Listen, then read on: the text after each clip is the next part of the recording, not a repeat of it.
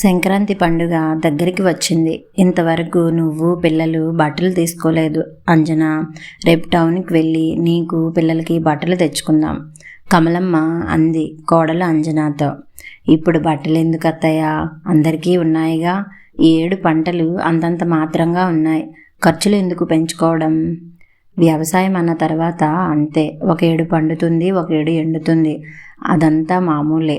పంటలు బాగా లేవని తినడం మానుకుంటామా, పండగ చేసుకోవడం మానుకుంటామా. పిల్లలు పెద్ద అవుతున్నారు, ముందు ముందు ఖర్చులు పెరుగుతాయి కానీ తగ్గవు. రేపు వాళ్ళ చదువులకి చాలా పెట్టాల్సి వస్తుంది.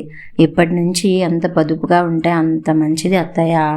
పొదుపుగా లేకుండా మనం ఏం దుబారా చేస్తున్నాం అంజనా. రేపు పండక్కి ఎక్కడెక్కడ వాళ్ళు వస్తారు. సరైన బట్టలు లేకుంటే ఏం బాగుంటుంది. మనకి ఉన్నా లేకున్నా పిల్లలకి లోటు చేయకూడదు. వాళ్ళు ఒకరి ముందు హుందాగా ఉండాలి కానీ చిన్నతనంగా ఉండకూడదు. సరే అత్తయ్య, అయితే పండుగ సరుకులు కూడా కావాలి కదా. రేపు వెళ్ళి సరుకులు, పిల్లలకి బట్టలు, విజయకి చీర, వాళ్ళ పిల్లలకి బట్టలు తీసుకుందాం. అయితే విజయకి ఇప్పుడు ఎక్కడ తీసుకుంటాం, పెళ్ళై 10 ఏళ్ళు అవుతుంది, ఏటా పెడుతూనే ఉన్నాం. మనం ఎంత మంచి చీర తీసుకున్నా తనకి నచ్చుతుందా, పెడుతుందా. ఇదేనా సంబడం అని తీసి పారేస్తుంది. ఎందుకు లేనిపోని తలనొప్పి. కాదులే అత్తయ్య, ఇంటి ఆడపడుచు, మనం ఏం పెడుతున్నాం, పండక్కి ఓ చీరే కదా, ప్రతి ఏడు పెడుతూ ఇప్పుడు పెట్టకపోతే ఏం బాగుంటుంది. మరుసటి రోజు డబ్బు తీసుకొని అత్తా కోడలు ఇద్దరూ టౌన్కి వెళ్ళారు. పండుగ సరుకులు తీసుకున్న తర్వాత బట్టల షాపుకి వెళ్ళారు. పిల్లల వరకు బట్టలు తీసుకున్నారు, అంజన తీసుకోలేదు. అంజన, నా మాట విను, నువ్వు ఒక చీర తీసుకోమ్మా. వద్దత్తయ్య, నాకు చాలా చీరలున్నాయి. నూలుగుడ్డ 100 కాలాలు ఉంటుందా. ఇంట్లోనూ బీరువాలోనూ అడ్డమే, వాటిని సర్దుకోలేక చావాలి అని అంజన ససేమిరా చీర తీసుకోలేదు. అంజన విజయకు చీర తీసుకుంటుంటే కమలమ్మ క్యాష్ కౌంటర్ దగ్గర ఉన్న కుర్చీలో కూర్చుంది. ఆమెకి మోకాళ్ళ నొప్పులు. విజయ చీర అయిన తర్వాత అంజన కాటన్ చీరలు ఉన్న చోటుకి వెళ్ళి చిన్న చిన్న పువ్వులు ఉన్న 2 నేత చీరలు తీసుకుంది.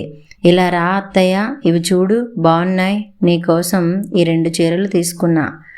నాకు వద్దా అంజన, ఇప్పుడు నాకెందుకు, వద్దొద్దు అంటూ కమలమ్మ వడివడిగా లేచి వచ్చింది అవి లోపల పెట్టమని చెప్పడానికి. ముందు ఇవి చూడు అత్తయ్య, నీకు బొత్తిగా లేవు చీరలు, రోజు వారి కట్టుకోవడానికి ఉన్నాయి కానీ దాపుడికి ఏం ఉన్నాయి. రేపు ఏ పెళ్ళికో పేరంటానికో వెళ్ళాలన్నా, పండగకో పబ్బానికో కట్టుకోవాలన్నా ఏం కట్టుకుంటావు. ఇంటికి పెద్దదానివి, నీకు మంచి చీరలు లేకపోతే ఏం బాగుంటుంది. నిన్ను కాదు మమ్మల్ని అంటారు. ముందు నువ్వు బాగుండాలి. కమలమ్మ వద్దు వద్దు అంటున్నా ఆ 2 చీరలు ప్యాక్ చేయించింది.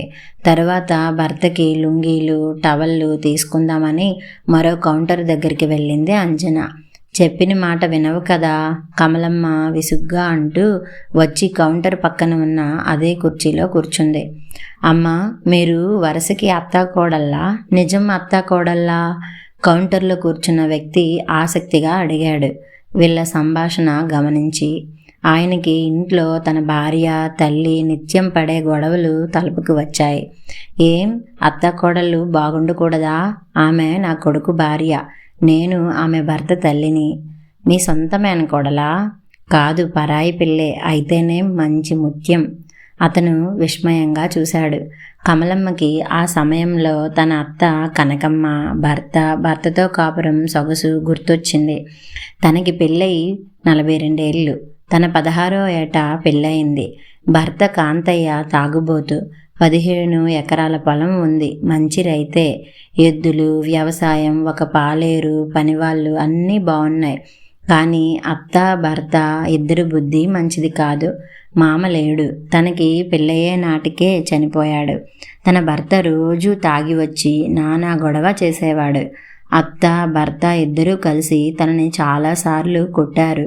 తనకో ఆడబిడ్డ, ఆమెని ఊళ్ళోనే ఇచ్చారు. పేద కాపురం, ఆస్తి ఉన్నా లేకున్నా పని చేసుకుందాం, కష్టపడి బతుకుదాం అనే తత్వం కాదు ఆమెది. సోమరి, పుట్టింటి మీద ఆధారపడేది. ఉప్పు దగ్గర నుంచి పప్పు వరకు సమస్తం పుట్టింటి నుంచి పోవాల్సిందే. ఎవరైనా అదేమంటే గతిమాలిన వాడికి కట్టబెట్టి గొంతు కోశారని శోకాలు పెట్టేది. మంచి కుటుంబం, మంచి మనుషులు కాకపోవడంతో తన భర్తకి అమ్మాయిని ఇవ్వడానికి ఎవరూ ఇష్టపడలేదు. తన పుట్టింటి వాళ్ళకి బొత్తిగా ఆస్తి లేదు, నిరుపేదలు. పొలం ఉంది, తను అయినా సుఖపడుతుందనే ఉద్దేశంతో అమ్మా నాన్న సందేహిస్తూనే ఈ సంబంధం చేశారు. ఆ రోజుల్లోనే తనకి 10వ తరగతిలో మంచి మార్కులు వచ్చాయి. వీళ్ళకి అసలు చదువులు లేవు. తను చదువుకోవడం వీళ్ళకి హేళన. ప్రతిరోజు ఏదో ఒక గొడవే, ఏదో వంకతో తగాదానే, రోజు హింసే.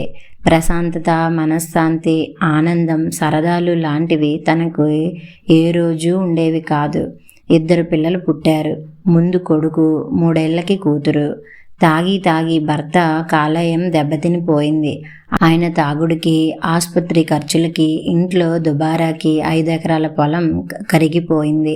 చివరికి తాగుడే బలి తీసుకుంది. పిల్లల పసిప్రాయంలోనే పోయాడు. భర్త పోయిన తర్వాత అత్త, ఆడబిడ్డ తన మీద ఎప్పటిలానే పెత్తనం చేయాలని చూశారు.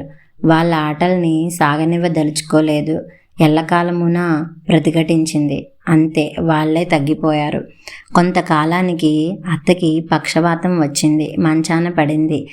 సేవ చేయాల్సి ఉంటుందని కన్న కూతురు కన్నెత్తి చూడలేదు. తన పాలిట పడింది. ఆమె చేసిన ఆగడాలకి తను ఎలా చూస్తుంది? కానీ తప్పదాయే. చీదరగానే చూసింది, కానీ ప్రేమగా మాత్రం చూడలేదు. మంచంలో చాలా యాతన పడింది, బాధపడింది. చేసుకున్న ఫలితం అత్త వలన కలిగిన అనుభవాలతోనూ గాయాలతోనూ తను ఒక గట్టి నిర్ణయం తీసుకుంది. తనకి వచ్చే కోడలితో ఎలాంటి పరిస్థితిలో కూడా ఇలా వ్యవహరించకూడదని. కని పెంచి పెద్ద చేసిన కన్నవాళ్ళని, పుట్టింటిని వదిలి ఎన్నో ఆశలతో, ఎన్నో కలలతో, ఎన్నో కోరికలతో ఎంతో ఇష్టంగా ఇంట అడుగుపెట్టే కోడల్ని ఎంతో అపురూపంగాను, ఎంతో ఆదరణతోనూ, ఎంతో ప్రేమతోనూ, ఎంతో మంచిగాను చూడాలని నిర్ణయించుకుంది. అత్తతో అనుభవం నేర్పిన పాఠం ఇది. కొడుకుని బాగా చదివించాలని తన కోరిక. కానీ కొడుక్కి చదువు వంట పట్టలేదు. ఇంటర్ 2 సార్లు ఫెయిల్ అయ్యాడు. ఇక చదువు కాదని పొలం పనుల్లోకి దిగాడు. ట్రాక్టర్ నేర్చుకున్నాడు. బ్యాంక్ లోన్తో కొత్త ట్రాక్టర్ తెచ్చుకున్నాడు.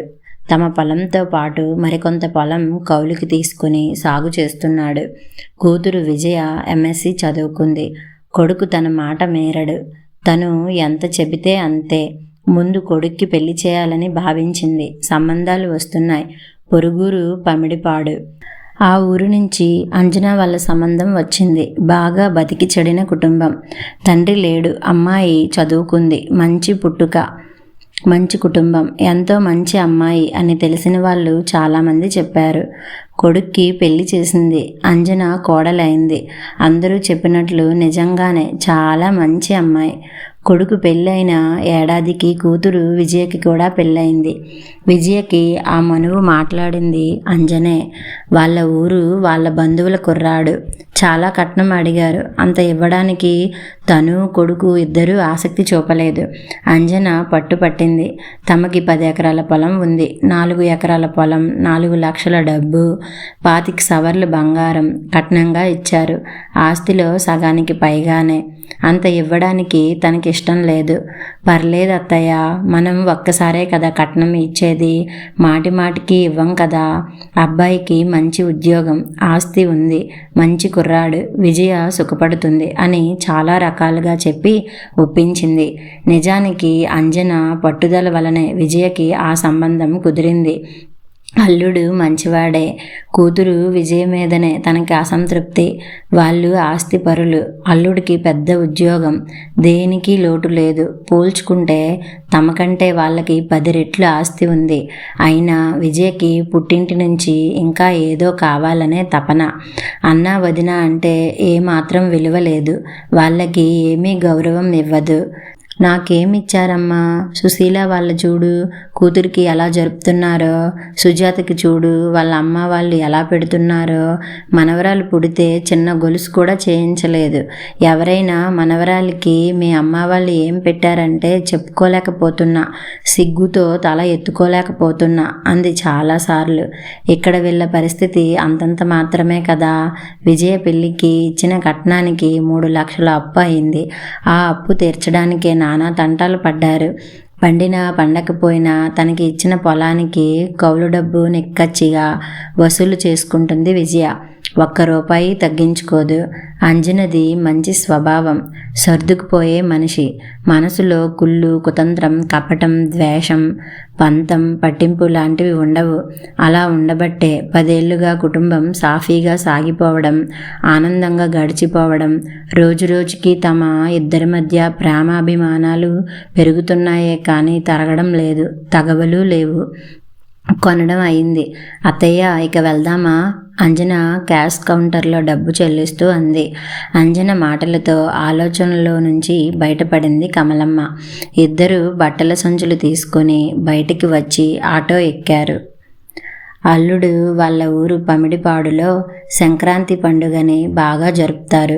సంక్రాంతి సరదాలు, సంబరాలు పేరుతో మహిళలకు, యువకులకు, పిల్లలకు ఎన్నో రకాల పోటీలు, సాంస్కృతిక కార్యక్రమాలు ఉంటాయి.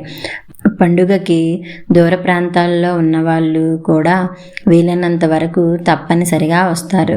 కమలమ్మ అల్లుడు, కూతురు, పిల్లలు పండగకి వచ్చారు. వాళ్ళ ఊళ్ళో 1 రోజు ఉండి మరుసటి రోజు ఉదయమే విజయ పిల్లల్ని తీసుకొని పుట్టింటికి వచ్చింది. అంజన ఆడబిడ్డని, పిల్లల్ని ఆప్యాయంగా ఆహ్వానించింది. ఆదరంగా మాట్లాడింది. విజయ కొద్దిసేపు కూర్చొని ఇరుగు పొరుగుని, స్నేహితుల్ని పలకరించడానికి బయటికి వెళ్ళింది. మధ్యాహ్నానికి వచ్చి తిని పడుకుంది. అంజన గారెలు, పిల్లలు కోరిన టిఫిన్లు ఏవో చేసి పెట్టింది. విజయ నిద్రలేచిన తర్వాత అంజన టిఫిన్ పెట్టి టీ ఇచ్చింది. గుడి దగ్గర ఆడవాళ్ళు కోలాటం వేస్తున్నారు. విజయ, వెళ్దాం వస్తావా? అంజన అడిగింది. కోలాటం చూసేదేమిటి, నేను రాను. అంజన పొరుగింటామెతో కలిసి కోలాటానికి వెళ్ళింది. కమలమ్మ కూతురు కొద్దిసేపు కబుర్లు చెప్పుకున్నారు. ఇవిగో విజయ, నీకు చీర, పిల్లలకి బట్టలు అంజన తెచ్చింది.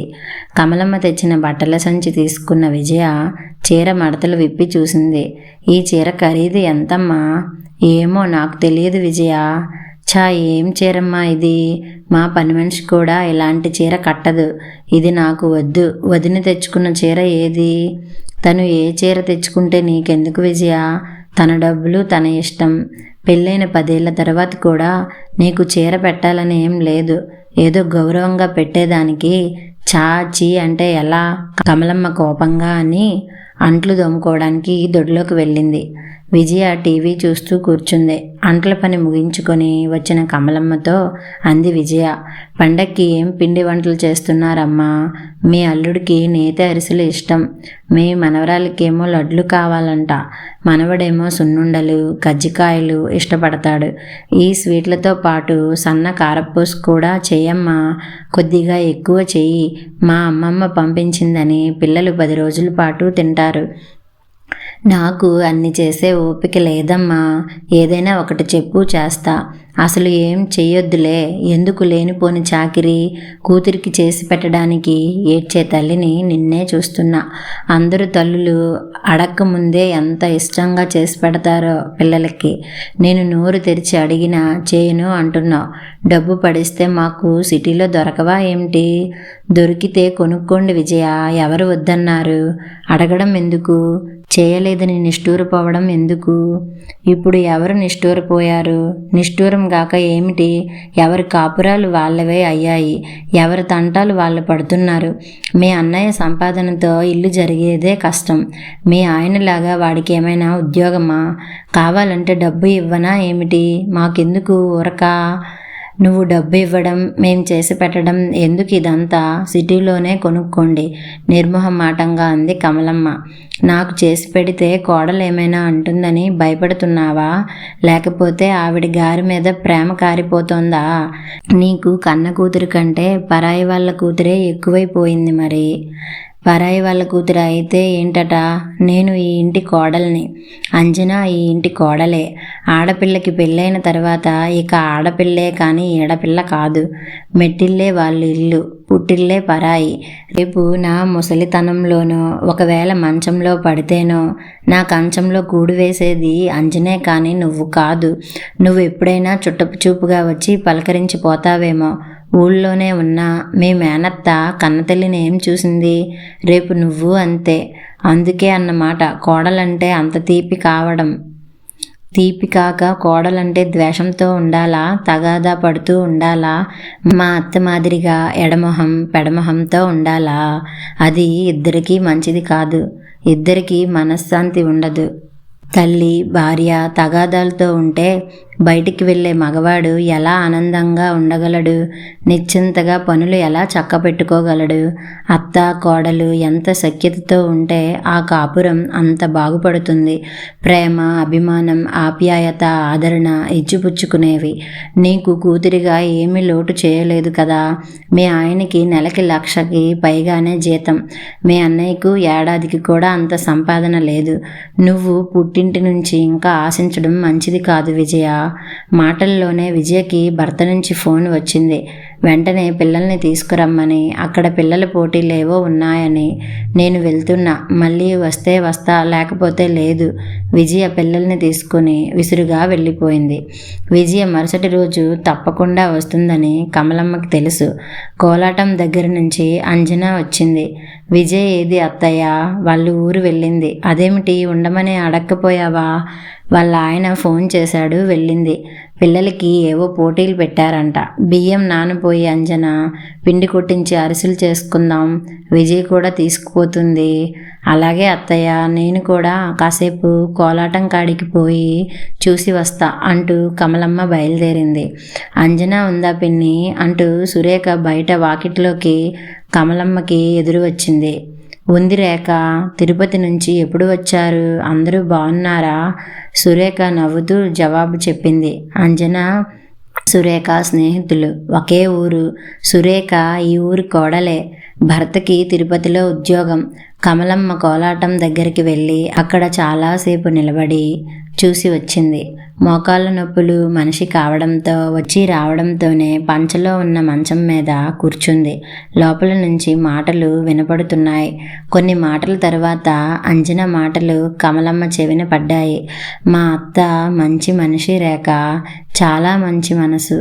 పైసా కట్నం తేకపోయినా, పుట్టింటి పెట్టుపోతలు లేకపోయినా నన్ను ఎంతో బాగా, నిజం చెప్పాలంటే కూతురి కంటే మిన్నగా చూస్తోంది. ఏ జన్మలో ఎంత పుణ్యం చేసుకున్నానో ఇంత మంచి కుటుంబంలోకి వచ్చాను. నాది కాదు అంజన, నీదే మంచి మనసు. నువ్వు బంగారానివి. మామూలు బంగారం కాదు, మేలిమి బంగారానివి. మా ఇంటి దీపానివి. మనసులోనే కోడల్ని గురించి అనుకుంది కమలమ్మ. కథ సమాప్తం.